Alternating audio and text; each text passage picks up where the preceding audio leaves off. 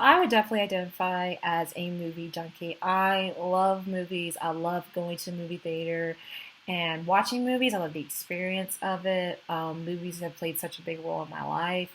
And throughout the years, I've seen so many great movies. I mean, I can't even count. But today we're going to be focusing on five specific movies. And even though I have these movies ranked, I can't really say one is better than the other. These are just literally a very, very small handful of movies that I absolutely love and adore that we're just going to be talking about today. So the first film that we're going to be talking about today is a movie called Warrior, and this is a movie that I've really recommended to I don't even know how many people. It is such an amazing movie, and I definitely think it's one that you definitely have to see. Brendan, it's me, Pop. What are you doing here? Tommy's back. Did he say if he wants to see me? I'm proud of you, Tommy. What you did for that kid in the tank. What was I supposed to do? Let him drown?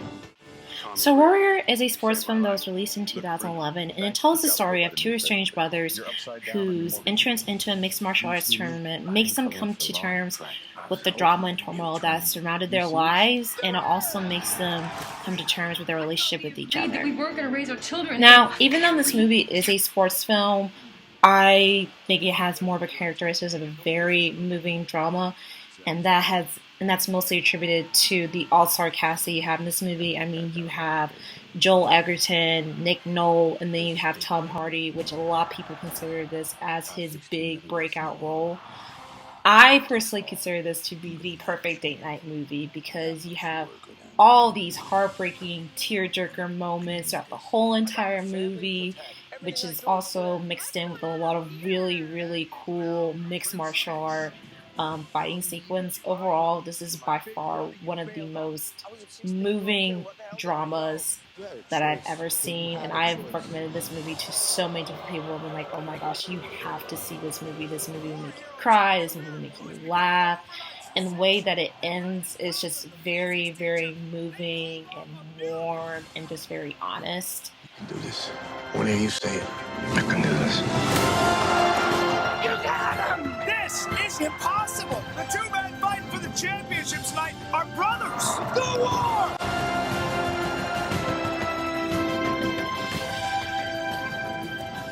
Are we here to win this fight?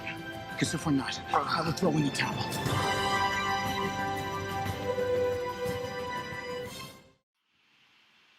So the next movie we're going to be talking about is a movie that I personally feel like is the most original and out-of-the-box movie that I've ever seen in my life, and that's the movie Inception. There's one thing you should know about me.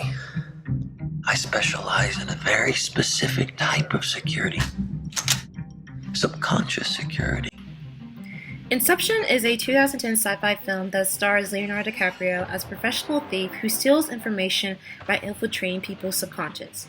In the movie, he is offered a chance to have his criminal history completely erased as payment for the implementation of another person's idea into a target's subconscious, and this whole entire process is called Inception.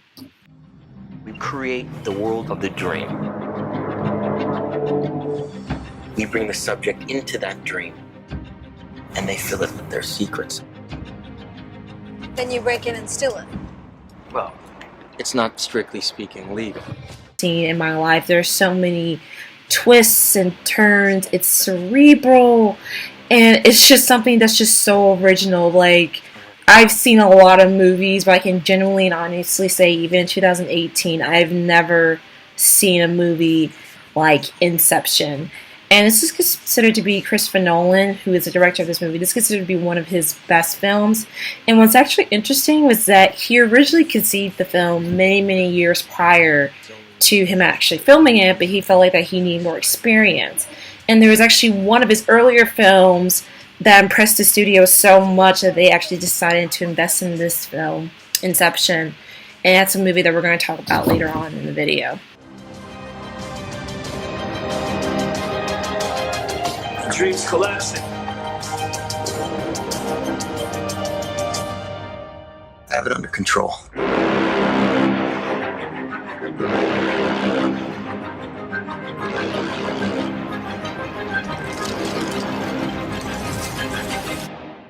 I'd hate to see out of control.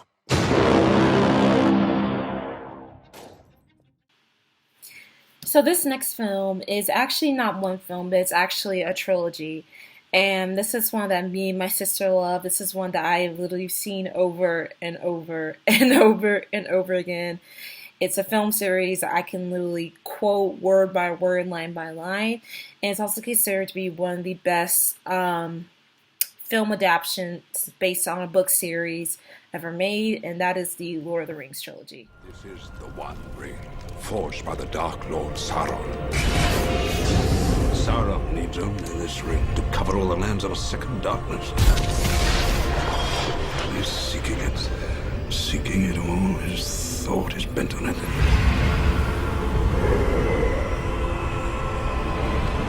No one knows it's here, do they? Do they, Gandalf? So what this movie is about is basically you have this main character named Frodo Baggins, and he recently has been passed down a ring from his uncle. But it turns out that this ring is actually a massive weapon for evil, and so now Frodo goes on this journey to destroy what is called the One Ring. What orders from Mordor, my lord? What does the Eye command? We have work to do. They are coming. One does not simply walk into Mordor.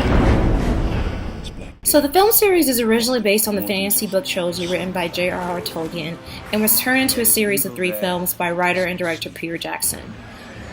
Jackson was already a huge fan of this book series and its characters, so he put in a lot of effort to make sure that he got everything right as far as these films go.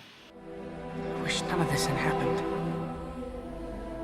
So do all who live to see such times, but that is not for them to decide. What's a really cool fun fact is that I actually saw these 3 movies first before I actually read the books. And I'm actually happy that I did because it made me appreciate the books a lot more. And it just shows that like Peter Jackson was very adamant on keeping it as accurate as he can and only changing very little to keep the integrity of this amazing story. For Frodo.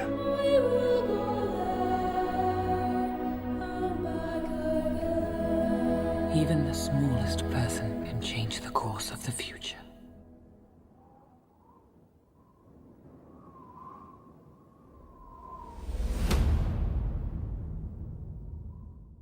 So the 4th movie that we're going to be talking about is considered one of the greatest superhero films ever made, and that is Christopher Nolan's The Dark Knight. Where do we begin? A year ago, these cops and lawyers wouldn't dare cross any of you. I mean, what happened? So what are you proposing? It's simple. Kill the Batman. The Dark Knight is a 2008 film directed by Christopher Nolan and is part 2 of his Batman trilogy.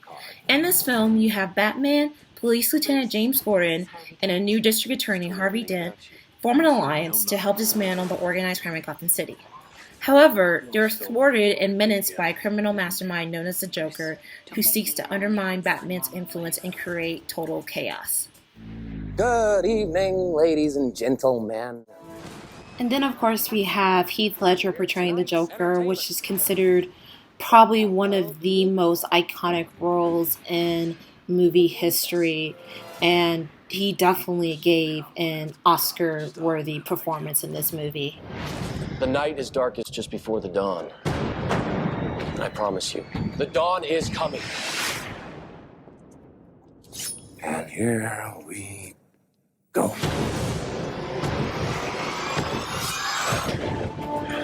Come on. This city deserves a better class of criminal. I'm gonna give it to him. No! You'll see. I'll show you. You either die a hero, or you live long enough to see yourself become the villain.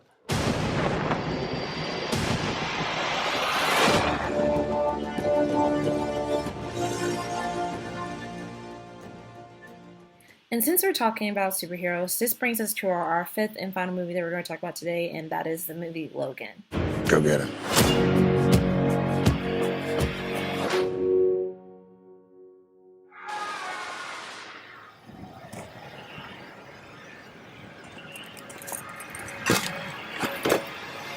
No. No. No. And we're down. I actually had the amazing opportunity to see this movie at theaters, and I've never in my life seen so many people, like grown men, just break down and cry during a film, let alone a superhero film at that. This movie has so many emotional moments mixed with a lot of amazing action scenes. You will laugh, you will cry. This is hands down just a really, really, really well done film. People who love each other. A home. You should take a moment. Feel it.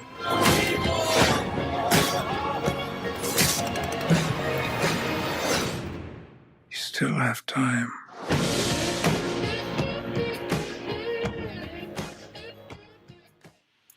Alright guys, so that's it for Naya's Entertainment Chronicles. Thank you guys for watching.